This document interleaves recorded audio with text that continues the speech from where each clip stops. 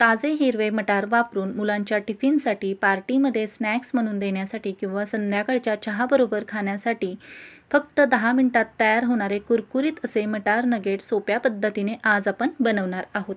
Recipe तुमच्याबरोबर नेहमीप्रमाणेच भरपूर टिप्ससहित शेअर केलेली आहे. त्यासाठी ही रेसिपी शेवटपर्यंत जरूर पहा. रेसिपी आवडल्यास चॅनलला लाईक, शेअर, सबस्क्राईब, कमेंट करा. तसेच ही रेसिपी जास्तीत जास्त तुमच्या मित्रमैत्रिणींमध्ये, नातेवाईकांमध्ये शेअर करा.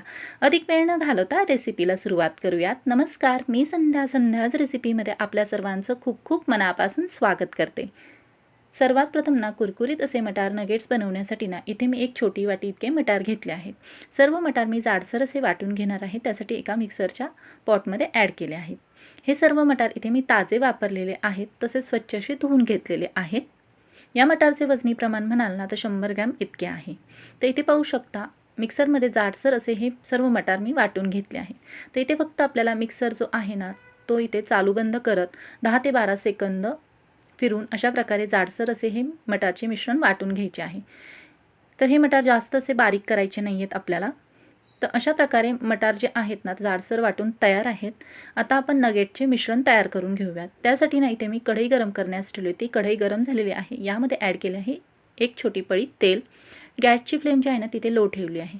तेल इथे गरम झालेले आहे. यामध्ये ॲड केले आहेत एक छोटा चमचा सबंध जिरे. जिरे तेलावरती छानसे फुलले गेले की लगेचच यामध्ये ॲड करत आहे एक छोटा चमचा सफेद तीळ. तिळामुळे मटार नगेट जे आहेत ते चवीला छान असे अप्रतिम लागतात खाताना. यानंतर यामध्ये ॲड केले आहेत एक चमचा चिली फ्लेक्स. जर चिली फ्लेक्स तुमच्याकडे नसतील तर अशा वेळेस हिरवी मिरची जाडसर वाटून तुम्ही यामध्ये वापरू शकता. एक चमचा धना पावडर तसेच एक चमचा चाट मसाला ॲड केला आहे. जर तुमच्याकडे चाट मसाला नसेल तर तुम्ही आमचूर पावडर किंवा लिंबाचा रस वापरू शकता. ॲड केलेले सर्व मसाले इथे गॅसच्या लो फ्लेमवरती छान असे 10 ते 12 सेकंद परतवून घेत आहे. छान असा हलकासा सुगंध येईपर्यंत 10 ते 12 सेकंद सर्व मसाले परतवून घेतल्यानंतर आता यामध्ये मी ॲड करत आहे जाडसर असे वाटून घेतलेले सर्व मटार. ॲड केलेले मटारचे जे मिश्रण आहे ते या मसाल्यांमध्ये 2 ते 3 मिनिट गॅसच्या लो फ्लेमवरती इथे मी परतवून घेत आहे. अशा प्रकारे हे मटार परतवून घेतल्यामुळे याचा कच्चेपणा जो आहे तो दूर होतो. तसेच मटारला एक उग्र वास असतो तोही नाहीसा होतो. तर इथे पाहू शकता जसं हे मिश्रण जे आहे ते मी परतत आहे तसतसा याचा हलकासा असा सुगंध दरवळत आहे. तसेच हे मिश्रण जे आहे ते कोरडे असे तयार होत आहे.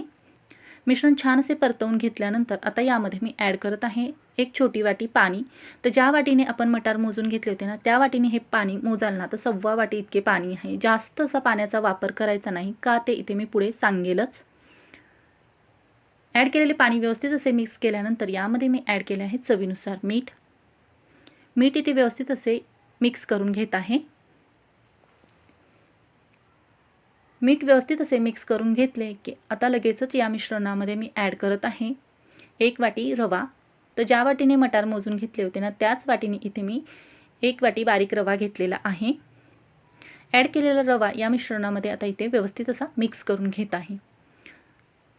तर पाहू शकता बारीक रवा वापरल्यामुळे हा लगेचच या मिश्रणामध्ये व्यवस्थित असा मिक्स झाला आहे. तसेच छान असा फुलला गेला आहे. तसेच इथे आपण कमीत कमी पाण्याचा वापर केल्यामुळे हे मिश्रण जे आहे ते अजिबात चिकट असे तयार होत नाही. मिश्रण जर चिकट असे तयार झाले तर मटार नगेट्स कुरकुरीत असे तयार होत नाहीत. तर पाहू शकता छान असे मोकळे आपले हे मिश्रण जे आहे ते तयार झालेले आहे. तर इथे मटार नगेटचे मिश्रण जे आहे ते छान असे मी परतवून घेतलेले आहे. तर अशा प्रकारे इथे आपले मटार नगेटचे मिश्रण जे आहे ते तयार झालेले आहे. गॅस इथे मी बंद केला आहे.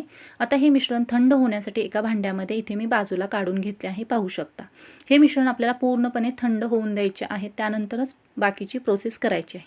तर पाहू शकता मिश्रण थंड झालेले आहे. थंड झाल्यानंतर हे पाहू शकता मिश्रण अजिबात हाताला चिकटत नाही आहे. अजिबात चिकट असे तयार झालेले नाही आहे. तर हे नगेट्स आपल्याला आणखीन छान असे पौष्टिक व्हावेत ते यासाठी यामध्ये मी ॲड करत आहे एक मध्यम आकाराचा बटाटा जो की मी उकडून थंड करून घेतला आहे. ॲड केलेला सर्व बटाटा इथे मी या मिश्रणामध्ये व्यवस्थित असा मिक्स करून घेत आहे. तर इथे हे सर्व मिश्रण थंड झाल्यानंतरच बटाटा यामध्ये मिक्स करायचा आहे. तसेच बटाटाही पूर्णपणे थंड असला पाहिजे. बटाटा खिसून यामध्ये ॲड करायचा आहे. तर इथे मी बटाटा जो आहे तो छान असा एकजीव होईपर्यंत इथे मिक्स करून घेत आहे. बटाटा ॲड केल्यामुळे नगेट्सला एक छान असा कुरकुरीतपणा येतोच. तसेच नगेट्स जे आहेत ते खाताना छान असे चवीला अप्रतिम तयार होतात. तर अशा प्रकारे आपले नगेट्स बनवण्यासाठीचे सर्व मिश्रण तयार आहे. आता आपण लगेचच नगेट्स बनवण्यास सुरुवात करूयात. नगेट्स बनवण्यापूर्वी त्या हाताला मी थोडेसे तेल लावून घेतले आहे. तर आता इथे मी नगेट्स बनवून घेत आहे. तर पाहू शकता थोडेसे मिश्रण हातावरती घेऊन ना याला मी अशा प्रकारे दंडगोल असा आकार देऊन घेतला आहे. एकदम छोटे छोटे नगेट्स इथे मी तयार करून घेतले आहे. एका बाईटमध्ये खाण्यासाठी हे नगेट्स खूप छान असे लागतात. तर अगदी पटकन असे आपले नगेट्स तयार झालेले आहेत. पाहू शकता तयार केलेलं नगेट इथे मी एका प्लेटमध्ये बाजूला ठेवून दिला आहे व अशाच प्रकारे इथे मी बाकीचे हे नगेट्स बनवून घेत आहे. नगेट्स बनवण्यासाठी ना जास्त असा वेळ लागला जात नाही. खूप पटापटा हे नगेट्स जे आहेत ना ते तयार होतात. या मिश्रणापासून तुम्ही कटलेटही बनवू शकता. तर सर्व नगेट्स जे आहेत ना ते मी बनवून घेतले आहेत. तर हे तयार करून घेतलेले नगेट्स तुम्ही हवाबंद डब्यामध्ये ठेवून फ्रीजमध्ये स्टोअर करू शकता व हव्या त्यावेळेस तुम्ही हे तळून खाऊ शकता. छान असे 15 दिवस टिकतात. तर हे नगेट्स जे आहेत ना ते छान असे कुरकुरीत व्हावेत ना यासाठी इथे मी आता कॉर्नफ्लॉवर पावडर जी आहे ना ती 1 चमचा घेतलेली आहे. या कॉर्नफ्लॉवर पावडरमध्ये सर्व नगेट्स जे आहेत ना ते मी ॲड करून घेतले आहेत. तर आता यावरती मी एक झाकण ठेवून ना या कॉर्नफ्लॉवर पावडरमध्ये सर्व नगेट्स जे आहे ना ते छान असे मिक्स करून घेत आहे. अशा प्रकारे कॉर्नफ्लॉवर पावडरमध्ये मिक्स केल्यामुळे नगेट्स छान असे कुरकुरीत तयार होतात. जर तुमच्याकडे कॉर्नफ्लॉवर पावडर नसेल तर तुम्ही बारीक रव्यामध्ये किंवा पोह्याच्या चुऱ्यामध्ये ब्रेड क्रम्समध्ये हे नगेट्स घोळून घेऊ शकता किंवा तसेचही तुम्ही तळून हे नगेट्स खाऊ शकता. तर अशा प्रकारे छान असे कॉर्नफ्लॉवर पावडरमध्ये मी हे नगेट्स मिक्स करून घेतले आहेत. आता हे लगेचच आपण डीप फ्राय करून घेऊयात म्हणजेच तळून घेऊयात. त्यासाठी इथे तेल जे आहे ना ते मी छान असे गरम करून घेतलेले आहे. गॅसची फ्लेम लो टू मीडियम ठेवलेली आहे. थोडेसे नगेट्स इथे मी तळण्यासाठी तेलामध्ये ॲड केले आहेत. लगेचच हे नगेट्स जे आहेत ना पलटवायचे नाहीत. थोडेसे सेट होऊन द्यायचे नाही तर नगेट्स जे आहेत ना ते मोडले जातात. तर इथे मी 2 मिनटानंतर छान असे हे नगेट्स जे आहेत ना दोन्ही बाजूने आलटून पालटून छान असे लालसर रंग येईपर्यंत खमंग असे तळून घेतले आहेत. पाहू शकता मस्त असे नगेट्स आपले तळले गेले आहेत. आता हे नगेट्स जे आहे ना ते मी तेलामधून निथळून बाजूला काढून घेतले आहेत. तर छान असा याला कलर आलेला आहे पाहू शकता. तर अशा प्रकारे उरलेली ही नगेट्स इथे मी तळून घेतलेले आहेत. नगेट्स तळण्यासाठी जास्त असा वेळ लागला जात नाही. पटकन असे तळले जातात. तर पाहू शकता याचा कलर टेक्स्चर किती छान असे दिसत आहे. तर हे नगेट्स जे आहेत ना तुम्ही मुलांच्या टिफिनमध्ये देऊ शकता, चहाबरोबर खाऊ शकता, पार्टीमध्ये स्नॅक्स म्हणून देऊ शकता. तर पाहू शकता किती छान असे कुरकुरीत झाले आहेत. अगदी हलकेसे दाबले तरी मस्त असे फुटत आहेत पटकन.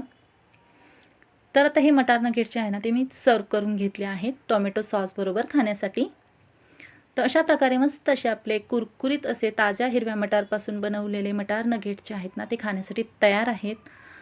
याचा कलर पाहू शकता, टेक्स्चर पाहू शकता किती छान असे दिसत आहे. मस्त असे कुरकुरीत झाले आहेत. तसेच आतमधूनही छान असे पोकळ तयार झाले आहेत. हे मटार जे आहेत मटार नगेट्स जे आहेत ना ते एका बाईट्समध्ये खाण्यासाठी खूप छान असे लागतात. हे मटार नगेट्स तुम्ही टोमॅटो केचपबरोबर सॉसबरोबर खाऊ शकता. लहान मुलांना तर हे मटार नगेट्स फारच आवडतात. मुलांना टिफिनमध्ये देऊ शकता. रेसिपी शेवटपर्यंत पाहिल्याबद्दल धन्यवाद.